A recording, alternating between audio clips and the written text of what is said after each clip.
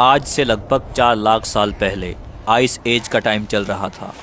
नियंदरथाल का एक ग्रुप गुफा में बैठा था जिसमें एक औरत आज इस कातिल ठंड में बच्चे को जन्म देने वाली है। अभी इन्होंने आग जलाना नहीं सीखा था, इसीलिए इस ठंड में बच्चे को जन्म देकर जिंदा रखना बहुत बड़ी चुनौती थी। टेम्परेचर -30 से -50 डिग्री सेल्सियस तक पहुंच जाता था। प्रेग्नेंट औरत को गुफा के एकदम एंड में 2 औरतें लेके गई। कुछ नियंदरथाल मर्दों ने गुफा की ओपनिंग पर पत्थर रख दिए ताकि ठंडी हवा अंदर ना आ सके। कुछ घंटे सब लोग शांत बैठे और फिर एक बच्चे की किलकारी उठी। प्रेग्नेंट औरत ने एक लड़के को जन्म दिया था। पास बैठी औरत ने एम्बिकल कॉर्ड को तेज पत्थर से कट किया और बच्चे को जानवर की खाल में लपेटकर मां के सीने से चिपका दिया। जैसे ही बच्चे का जन्म हुआ, सब लोग उस बच्चे के चारों ओर घेर कर एक सर्कल में बैठ गए ताकि बच्चे को थोड़ी गर्माहट मिले। नया जन्मा हुआ बच्चा मां के सीने से लगा हुआ था। जानवरों की मोटी चमड़ी उसके छोटे शरीर पर लपेटी गई थी, लेकिन फिर भी उसका जिस्म बर्फ जैसा ठंडा होता जा रहा था। बच्चा कभी हल्की सी आवाज़ निकालता, कभी बिल्कुल शांत हो जाता। माँ की सांसें तेज़ थी। उसकी आंखें बार बार बच्चे के चेहरे पर टिक जाती थी, जैसे वो उसे सिर्फ अपनी नज़रों से ज़िंदा रखना चाहती हो। गुफा के बाहर हवा और भी ज़्यादा गुस्से में थी। पत्थरों के बीच से सीटी जैसी आवाज़ें आती, जैसे ठंड खुद गुफा के अंदर घुसकर इस नई जिंदगी को चुनौती दे रही हो। ग्रुप के आदमी गुफा के मुंह पर खड़े थे, झुककर कंधे सिकोड़े हुए। उनके लंबे बाल और घनी दाढ़ी पर बर्फ जम रही थी। कोई बोल नहीं रहा था। सब जानते थे आज रात सबसे भारी है। सर्कल में बैठी औरतें अपने शरीर को बच्चे की तरफ थोड़ा और झुका लेती है। समय धीरे धीरे सरकता गया। गुफा के अंदर अंधेरा और गहरा होता गया। बच्चे की सांसें अब पहले से ज़्यादा कमज़ोर लग रही थी। उसकी किलकारी जो कुछ घंटे पहले गुफा में गूंजी थी, अब याद बन चुकी है। माँ ने बच्चे को और ज़ोर से अपने सीने से चिपकाया, जैसे वो अपनी जान उस बच्चे के अंदर डालना चाहती हो। एक बूढ़ी औरत आगे आई, जिसके बाल सफ़ेद और आंखें गहरी थी। उसने बच्चे के छोटे से चेहरे को देखा और फिर माँ की आंखों में झांका। कुछ कहने की ज़रूरत नहीं थी। माँ समझ चुकी थी कि ठंड जीत गई है। सुबह होने से पहले जब गुफा के बाहर आसमान हल्का नीला हुआ, बच्चे की सांस बिल्कुल रुक गई थी। कोई चीखा नहीं, कोई ज़ोर ज़ोर से रोने की आवाज़ नहीं, सिर्फ एक भारी खामोशी। ग्रुप के लोग उठ खड़े हुए। बच्चे के लिए कोई शब्द नहीं थे, कोई रस्म नहीं थी, सिर्फ एक काम था, उसे इज्जत से इस दुनिया से विदा करना था। 2 मर्द गुफा के बाहर गए और बर्फ़ को हटाकर एक छोटा सा गड्ढा बनाया। बच्चे को उसी जानवरों की चमड़ी में लपेटकर वहां रखा गया। माँ दूर खड़ी देखती रह गई। ये उसकी पहली औलाद थी। ग्रुप जैसे ही गुफा में आया, वैसे ही भेड़ियों का एक ग्रुप इस नए जन्मे बच्चे को दूर से सूंघता हुआ आ चुका था। भेड़िए उस जगह आ पहुंचे थे जहां बच्चे को बर्फ के नीचे दफनाया गया था, और वहां भेड़ियों ने खोदना शुरू कर दिया। भेड़ियों की आवाज़ सुनकर कुछ नियंदरथाल्स गुफा के बाहर निकले। तब तक एक भेड़िए ने बच्चे को अपने मुंह से पकड़ लिया था और बाहर निकाल लिया था। नियंदरथाल्स जोर से आवाज़ करते हुए भेड़ियों की तरफ आए, पर भेड़िए उस बच्चे को लेकर दूर भाग निकले थे। सीन एकदम इमोशनल हो गया था। ग्रुप के पास खाना बहुत कम बचा था। 2 दिन से कोई शिकार हाथ में नहीं लगा था, इसीलिए आज 3 मर्द और एक जवान औरत शिकार के लिए निकले। उनके हाथ में पत्थर के भाले थे, कपड़ों के नाम पर सिर्फ चमड़ी के टुकड़े। हवा इतनी तेज़ थी कि चलना मुश्किल हो रहा था, लेकिन रुकना मौत को बुलावा देने जैसा था। कुछ घंटे चलने के बाद उन्होंने बर्फ़ पर जानवर के निशान देखे। शायद वो एक हिरन या कोई भारी जानवर के हो सकते हैं। सब लोग तुरंत झुक गए।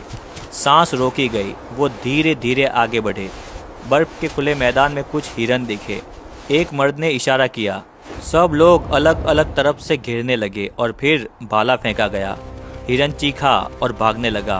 बर्फ़ के ऊपर खून गिरा। काफ़ी देर की दौड़ के बाद हिरन गिर गया। शिकार मिल चुका था। ये सिर्फ खाना नहीं था, ये ग्रुप के जीने का एक और दिन था। हिरन को उठाया गया और अपने ठिकाने की तरफ ये ग्रुप रवाना हुआ। रास्ते में खामोशी थी। खामोशी मतलब आसपास कोई बड़ा जानवर मौजूद है। हिरन के खून की गंध सूंघकर एक टाइगर वहां पर आ पहुंचा था। टाइगर ने सीधे ही हिरन पर झपट्टा मारा, पर हिरन को बचाने के चक्कर में नियंदरथाल टाइगर के सामने हो गया। टाइगर ने उसी पर हमला कर दिया और उसको पैर से पकड़ लिया। सब लोगों ने पत्थर और भाले चलाए, लेकिन टाइगर उसका पैर पकड़कर घसीटता हुआ दूर ले गया। सब लोगों ने उसे बचाने की कोशिश की, उसके पीछे भागे, लेकिन टाइगर उसे लेकर बहुत दूर निकल चुका था। सिर्फ खून और घिसने के निशान बचे थे। ग्रुप के लोग चुपचाप खड़े रहे। ये भी जिंदगी का एक सच है, कभी शिकार मिलता है तो कभी शिकारी खुद शिकार बन जाता है। गुफा में वापस आने पर माहौल और भी भारी हो गया था। एक जान जा चुकी थी और एक नई जान पहले से ही जा चुकी थी। उसी शाम, उसी दिन एक और प्रेग्नेंट औरत का दर्द शुरू हो चुका था। ये दूसरी डिलीवरी थी। सब लोग एक दूसरे को देखे बिना समझ गए थे कि ये रात भी लंबी होने वाली है। ठंड वैसी ही थी, अंधेरा वैसा ही था, लेकिन हर कहानी एक जैसी नहीं होती। बाहर मर्द फिर से पत्थरों को ठीक करने लगे। बर्फ जम चुकी थी, पत्थर भी ठंडे लोहे जैसे लग रहे थे। हवा फिर से गुफा के अंदर घुसने की कोशिश कर रही थी। इस बार उन्होंने अपने शरीर भी ओपनिंग के पास लगा दिए। अंदर वक्त रुक सा गया था, सिर्फ सांस की आवाज़, दर्द और ठंड का एहसास। फिर अचानक एक तेज़ आवाज़ आई। एक बच्ची ने जन्म लिया था। औरतें तुरंत हरकत में आई। बच्ची को चमड़ी में लपेटा गया और फिर उसे माँ के सीने से लगा दिया। माँ की आंखों में डर था और एक नया उजाला भी था। ग्रुप के लोग चुपचाप खड़े रहे। किसी ने मुस्कुराया नहीं, किसी ने जश्न भी नहीं मनाया। रात को हिरन को खाया गया और माँ को चर्बी खिलाई गई ताकि दूध गाढ़ा आए, जिससे बच्चे को गर्मी मिले। जैसे तैसे रात गुजर गई। अगला दिन और भी ज़्यादा खतरनाक था, क्योंकि माँ को मांस और चर्बी की ज़रूरत थी और एक हिरन से तो सिर्फ 2 दिन का खाना ही होता था। इसीलिए एक ग्रुप शिकार के लिए निकला। उनके कदम बर्फ में धंस रहे थे, हर सांस दर्द दे रही थी। दूर दूर तक सिर्फ सफ़ेदी और उस सफ़ेदी में छिपे हुए खतरे थे। पूरा दिन इधर उधर घूमने के बावजूद कोई शिकार नहीं मिला। ग्रुप दुखी होकर गुफा में लौटा। गुफा में बच्ची माँ के सीने से चिपकी हुई थी। उसकी सांस अब भी हल्की थी। औरतें उसके आसपास बैठकर अपने शरीर से उसे गर्मी दे रही थी। कभी कभी बच्ची हल्की सी आवाज़ निकालती, जैसे याद दिला रही हो कि वो अभी भी जिंदा है। शिकार ना मिलने के कारण अब खाना सिर्फ आज का दिन ही चलने वाला था। इसीलिए ज़्यादातर खाना माँ के लिए रखा गया और सब लोगों ने बहुत ही कम खाया। दूसरे दिन ग्रुप शिकार के लिए निकला और थोड़ी दूर वुली मेमत दिखा। उन्होंने उसे घेरने की कोशिश की, फिर अचानक भाले से उस पर हमला कर दिया। मेमत घायल हुआ पर गिरा नहीं। अचानक वो पलटा और सीधा एक नियंदरथाल पर झपटा। वो संभल नहीं पाया, ज़मीन पर गिर गया। सब कुछ बहुत तेज़ हुआ। मेमत ने उसे अपने पैर से कुचल दिया था। बाकी लोग जान बचाकर भागे। शिकार तो अधूरा रह गया था, लेकिन वो अपने साथी को भी नहीं बचा पाए। गुफा में लौटकर उन्होंने कुछ नहीं कहा, सिर्फ पत्थरों पर बैठ गए। अंदर बच्ची की हल्की सी आवाज़ आई। ये आवाज़ उन सब के लिए याद दिलाने जैसी थी कि सब कुछ खोने के बाद भी कुछ बच जाता है। ग्रुप ने हिम्मत नहीं हारी और फिर से गुफा के बाहर निकला। थोड़ी दूर चलने के बाद दूर नीचे एक मेमत सोया हुआ दिखा। ग्रुप उसके पास गया तो देखा कि मेमत गिरने के कारण घायल हो चुका था और बर्फ में जम गया है। ये नियंदरथाल्स के लिए एक जैकपॉट जैसा था। ग्रुप उसे खींच कर गुफा में ले आया। अब इनके कुछ हफ्तों के खाने का इंतज़ाम हो चुका था। दिन बीतते गए, ठंड वैसी ही रही। बर्फ़ पिघली नहीं, पर बच्ची जिंदा रही। माँ कमज़ोर हो रही थी, लेकिन बच्ची हर दिन थोड़ी सी और मजबूत होती गई। उसकी उंगली माँ के बाल को पकड़ लेती थी। ग्रुप को समझ आ गया था कि पहला बच्चा हार गया था, पर यह बच्ची जीत रही है। ये सिर्फ किस्मत नहीं थी, ये ग्रुप की गर्मी, उनका साथ और जिंदा रहने की इच्छा थी। बर्फ के इस समुंदर में जहाँ हर चीज़ सफ़ेद और ठंडी थी, एक छोटी सी बच्ची ने अपनी जगह बना ली थी। नियंदरथाल्स जानते थे कि कल क्या होगा किसी को नहीं पता, पर आज इस बच्ची ने ज़िंदगी को जीत लिया है। -30 से -50 डिग्री सेल्सियस की इस बेरहम बर्फीली दुनिया में बिना आग के बच्चे को जन्म देना अपने आप में मौत से लड़ाई थी। इस कातिल ठंड में ज़्यादातर जन्मे हुए बच्चे कुछ दिनों या हफ्तों से ज़्यादा जिंदा नहीं रह पाते थे। हाइपोथर्मिया सबसे बड़ी वजह थी।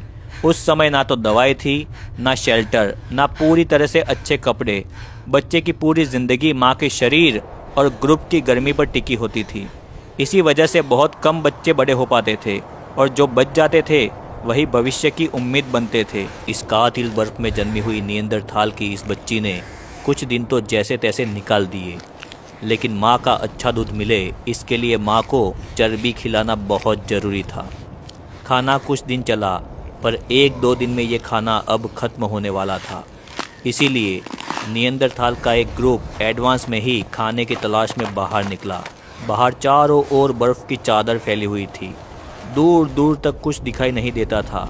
शिकार के लिए ग्रुप अब बहुत आगे निकल आया था, पर फिर भी दूर दूर तक बर्फ़बारी के कारण कोई शिकार नहीं मिला।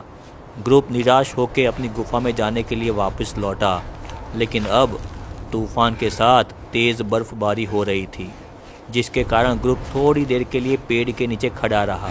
पेड़ के नीचे ज़्यादा देर तक खड़े रहना इनके लिए अब खतरनाक साबित हो सकता था, क्योंकि -50 डिग्री सेल्सियस टेम्परेचर में मौत कोई भी टाइम आ सकती थी।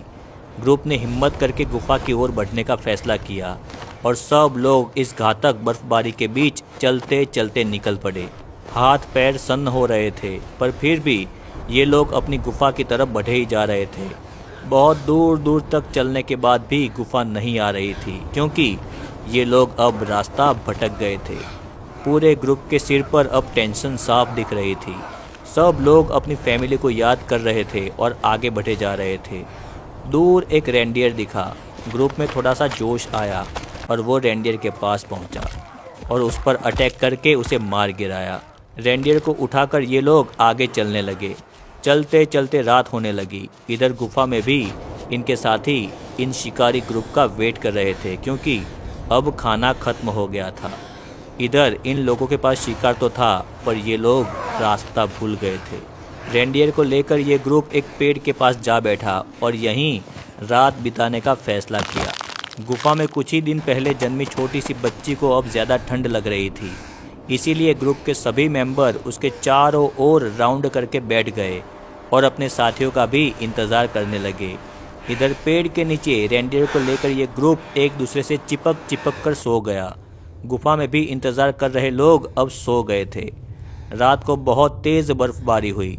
सुबह हुई, लेकिन पेड़ के नीचे जो शिकारी ग्रुप सोया था उसमें से कोई नहीं उठा। रात के इस -50 डिग्री सेल्सियस टेम्परेचर की इस बर्फीली दुनिया ने सबकी जान ले ली थी। इधर भी गुफा में जो लोग बैठे थे उनके हाथ और पैर सन्न हो गए, पर ये लोग गुफा में होने के कारण इन्हें कुछ नहीं हुआ। ये लोग जिंदा बच गए। 3 लोगों ने डिसाइड किया कि वो अपने साथियों को ढूंढने जाएंगे और साथ में शिकार भी लेकर आएंगे। सब लोग अब भूखे थे और 3 लोग अब शिकार के लिए और अपने दोस्तों को ढूंढने के लिए निकल पड़े। दूर दूर तक चलने के बावजूद कोई नहीं दिखा, ना शिकार ना इनके दोस्त। चलते चलते शाम होने आई थी, इसीलिए बिना शिकार और बिना अपने दोस्तों को ढूंढे अब इन लोगों ने गुफा में वापस जाने का फैसला किया और अपनी गुफा की ओर चल दिए। गुफा में सब लोग खाने का इंतज़ार कर रहे थे। माँ को भी अपनी बच्ची को दूध पिलाने के लिए खाना खाने की बेहद ज़रूरत थी। गुफा में खड़े खड़े ये लोग अपने साथियों का इंतज़ार कर रहे थे। दूर से इन्हें अपने साथी आते दिखे, लेकिन वो खाली हाथ थे। सब लोग निराश हो गए, क्योंकि इनके हाथ में ना तो खाना था और ना इनके साथ उनके पहले वाले दोस्त। गुफा में ये नन्ही सी बच्ची ठंड और भूख के कारण चीख रही थी। खाना भी नहीं था, ऊपर से ये कातिल ठंड। माँ ने 2 दिन से कुछ नहीं खाया था, इसीलिए दूध आना भी बंद हो गया था और बच्ची भूख से चीख रही थी। अब ऐसा एक भी दिन गुजरा तो बच्ची की जान जा सकती थी। बच्ची के चारों ओर सर्कल बना के सब लोग बैठ गए। सबके मन में यही था कि क्या ये हमारा आखिरी दिन है, क्योंकि इस कातिल ठंड में शिकार मिलना तो अब मुश्किल लग रहा था। ऊपर से इनके शिकारी दोस्त भी खो गए थे। ये सोचते सोचते सब लोग सो गए। इस बीच एक औरत भी प्रेग्नेंट थी, जिसका अभी किसी को पता नहीं था। सुबह हुई, सब लोग उठे और छोटी सी जन्मी हुई बच्ची नहीं उठी। भूख और ठंड के कारण इसकी जान जा चुकी थी। कुछ दिन पहले ही एक नया जन्मा बच्चा मर चुका था और अब ये बच्ची भी नहीं रही। एक तरफ भूख और एक तरफ मौत, मानो पूरी गुफा में मातम सा छा गया था। छोटी बच्ची को 2 लोग उठाकर बाहर ले गए और छोटा गड्ढा करके वहीं बर्फ के नीचे उसे दफना दिया। 2 माओं ने इस ठंड के कारण कुछ ही दिनों में अपनी औलादें खो दी थी। ग्रुप ने अब डिसाइड किया कि सब लोग एक साथ शिकार पर निकलेंगे। सब लोग अब शिकार और अपने दोस्तों की तलाश में बाहर इस बर्फीले मैदान में निकल गए। इधर उधर बहुत दूर दूर तक भटकने के बावजूद कोई शिकार नहीं मिला, ना ही इनके दोस्त मिले। इसीलिए सब लोग निराश होकर अपनी गुफा की तरफ लौटे। बर्फबारी स्टार्ट हो गई थी, इसीलिए ये लोग तेजी से अपनी गुफा के अंदर पहुंच गए। भूख अब कंट्रोल से बाहर हो चुकी थी। कुछ भी करके लोगों ने रात निकाली और सुबह होते ही गुफा के बाहर खाने की तलाश में सब लोग निकल पड़े। चलते चलते एक बुजुर्ग नियंदरथाल कमजोरी के कारण गिर पड़ा। बाकी लोगों ने उसे सहारा देकर उठाया और आगे बढ़ते रहे। काफ़ी टाइम चलने के बावजूद दूर दूर तक कोई शिकार का नामो निशान नहीं मिला। इस बीच शाम होने आई थी और बर्फबारी तेज़ होने लगी। इसीलिए ये ग्रुप अब एक पेड़ के नीचे जाकर खड़ा हो गया। 3-4 लोग तो ऐसे थक गए थे कि अगर आज खाना नहीं मिला ना तो वो मारे जाएंगे। पेड़ के नीचे खड़े इस ग्रुप में से एक नियंदरथाल की नज़र बर्फ़ के नीचे गई। उसने देखा कि वहाँ एक रेंडियर है। सभी लोग अब तेज़ी से इस बर्फ़ को खिसकाने लगे। वहाँ उन्हें एक रेंडियर जमा हुआ मिला। सब ने भूख के कारण उसे वहीं खाना स्टार्ट कर दिया। थोड़ा खाना खाने के बाद उनकी नज़र वापस बर्फ़ पर गई। उन्होंने फिर से बर्फ़ को खिसकाना स्टार्ट कर दिया और वहाँ इनको अपने साथी मिले जो शिकार के लिए निकले थे और यहाँ बर्फ़ में जम गए थे। इस मरे हुए शिकारी ग्रुप ने अपनी फैमिली के लिए ही रेंडियर का शिकार किया था और उसी रेंडियर के शिकार के कारण अब ये ग्रुप 3 से 4 दिन तक जिंदा रह सकेगा। खुद तो मारे गए पर अपने दोस्तों को इन्होंने बचा लिया था। इस बर्फ़ में जमे हुए अपने साथियों को इन्होंने यहीं पर दफन किया और बचा कुचा रेंडियर का मांस लेकर ये ग्रुप अपनी गुफा में लौट गया। ऐसे ही धीरे धीरे दिन बीतते गए और इन्हें पता चला कि एक और औरत प्रेग्नेंट है। इस बेरहम कातिल ठंडी और भूख के कारण 2 बच्चों की जान जा चुकी थी। अब ये नियंदरथाल सीख चुके थे कि इन्हें अब क्या करना है। इसलिए इस बार ग्रुप अपनी गलती दोहराने के मूड में बिल्कुल नहीं था। टेम्परेचर दिन में -30 डिग्री सेल्सियस और रात को -50 डिग्री सेल्सियस तक पहुंच जाता है। रेंडियर का मांस 2 दिन चलने वाला था, फिर भी ग्रुप आज शिकार पर निकल गया। कुछ ही दूर चलने पर दूर उन्हें एक जमा हुआ मेमत दिखा जो शायद गिरकर घायल हो गया था और मारा गया था और फिर बर्फ़ में जम गया। ग्रुप तुरंत उसके पास गया और उसे खींचने लगा ताकि उसे गुफा तक ले जाए, पर मेमत बहुत बड़ा था इसलिए इतने लोगों से ये हिल भी नहीं रहा था। ग्रुप के 2 लोग गुफा में मदद के लिए अपने साथियों को बुलाने गए। जैसे ही गुफा में इन लोगों को बताया कि बहुत बड़ा मेमत मिला है तो सब लोग खुश हो गए। अब गुफा में से ज़्यादातर सब मर्द मेमत को लेने गए।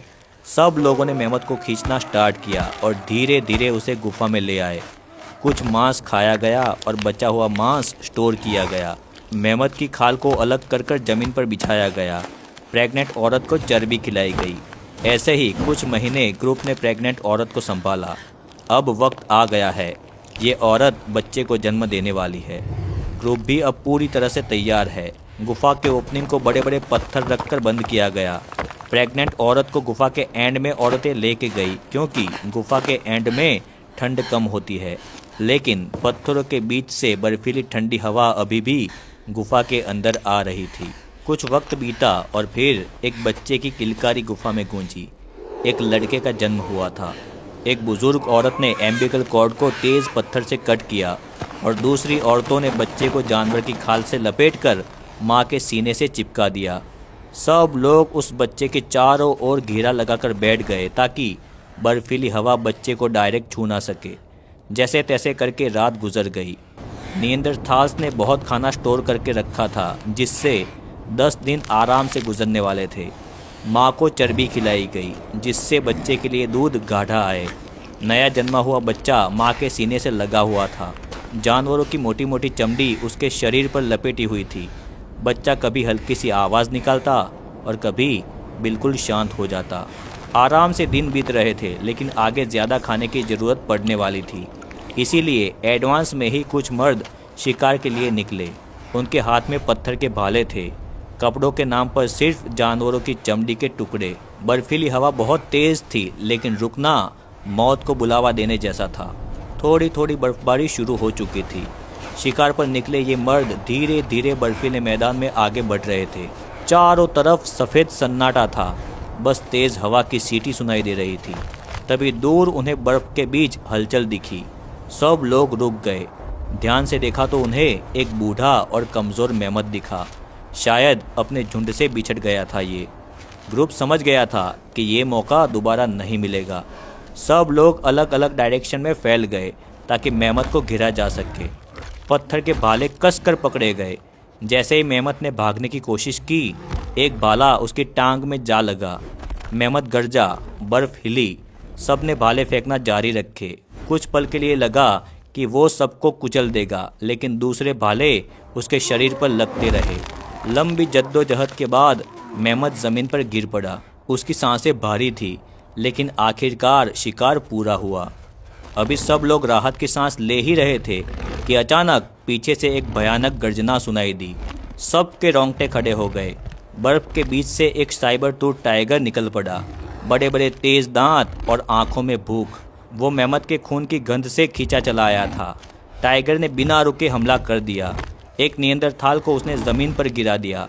बाकी नियंदरथाल्स ने तुरंत उसे घेरा और उस पर भाले फेंके, उस पर पत्थर फेंके। कुछ लगे और कुछ बर्फ में घुस गए, लेकिन टाइगर ने एक नियंदरथाल को गिराकर उसे गर्दन से दबोच लिया था।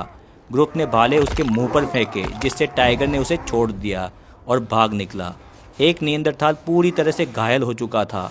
बहुत बड़ी लड़ाई के बाद ग्रुप थका हुआ था, इसीलिए मेमत के मांस को जल्दी जल्दी काटा गया और जितना हो सके उसको उठाकर गुफा की तरफ सब लोग लौटने लगे। रास्ता लंबा था, लेकिन किसी ने रुकने की हिम्मत नहीं की। जैसे ही ये लोग गुफा के अंदर पहुँचे, अंदर वही नया जन्मा बच्चा माँ के सीने से लगा हुआ था। उसकी सांसें हल्की थी, लेकिन वो जिंदा था। एक साइड घायल नियंदरथाल को सुलाया गया, लेकिन ज़्यादा जख्मी होने के कारण उसकी मौत हो गई। गुफा में मायूसी छा गई। कोई कुछ नहीं बोला, सिर्फ एक दूसरे के सामने देखते रहे। ग्रुप उसे उठाकर बाहर निकला और गड्ढा करके उसे वहीं दफना दिया। सब लोग अब गुफा में आकर बैठ गए। मेमत का मांस आने वाले कई दिनों तक सबको जिंदा रखने वाला था। माँ को भरपूर चर्बी खिलाई गई, इसलिए माँ का दूध गाढ़ा हो गया, जिसे पीकर बच्चा धीरे धीरे मजबूत होने लगा। वक्त धीरे धीरे आगे बढ़ता गया। वो बच्चा जो कभी पूरी तरह से माँ की छाती से चिपका रहता था, अब थोड़ा थोड़ा हिलने लगा था। आइस एज की ये कातिल ठंड उसके लिए किसी इम्तिहान से कम नहीं थी, लेकिन वो हर दिन उस ठंड के साथ जीना सीख रहा था। आग जलाना इनको अभी तक आता नहीं था, फिर भी ग्रुप ने अपनी पिछली गलतियों से बहुत कुछ सीखा था। दिन में जब टेम्परेचर थोड़ा कम खतरनाक होता, तब बच्चे को एनिमल की स्किन में लपेटकर गुफा के अंदर ही रखा जाता। रात होते ही सब लोग उसके चारों ओर बैठ जाते और अपने शरीर की गर्मी से उसे बचाने की कोशिश करते। हवा पत्थरों के बीच से अंदर घुसती, लेकिन ग्रुप की ये दीवार उसे सीधा बच्चे तक नहीं जाने देती थी। बच्चा अब बड़ा होने लगा था। उसके रोने की आवाज़ अब पहले से तेज़ थी, जैसे वो ठंड को चुनौती दे रहा हो। उसकी सांसों से निकलती भाप बताती थी कि वो जिंदा है, लड़ रहा है। माँ का दूध ही उसकी सबसे बड़ी ताकत थी।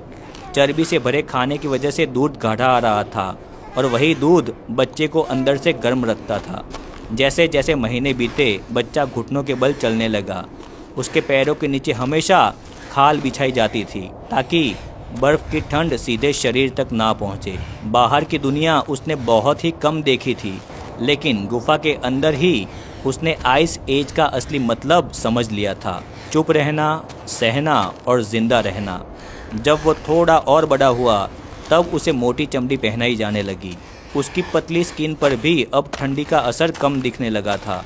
नियंदरथाल का ये बच्चा बिना आग के सिर्फ बॉडी हीट, एनिमल फैट और समझदारी के सहारे सरवाइव कर रहा था।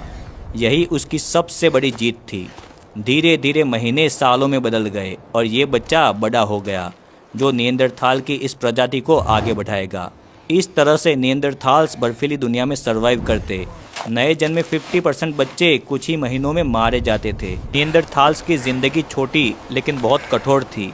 लगभग 20 साल का नियंदरथाल आज के 40 साल के इंसान जितना थका, घिसा और झुका हुआ होता था। इसीलिए आइस एज में ज़िंदा रहना उम्र का नहीं, हर दिन जीती गई एक लड़ाई का नाम था। ये थी नियंदरथाल्स के आइस एज की सर्वाइवल की कहानी। मेरा नाम है समीर बेलिम। मैंने और भी इंटरेस्टिंग वीडियो अपलोड किए हुए हैं, आप मुझे सब्सक्राइब करके या फिर फॉलो करके सारे वीडियो देख सकते हो। वीडियो अच्छा लगा हो तो वीडियो को लाइक करना, चैनल को सब्सक्राइब करना। Thank you.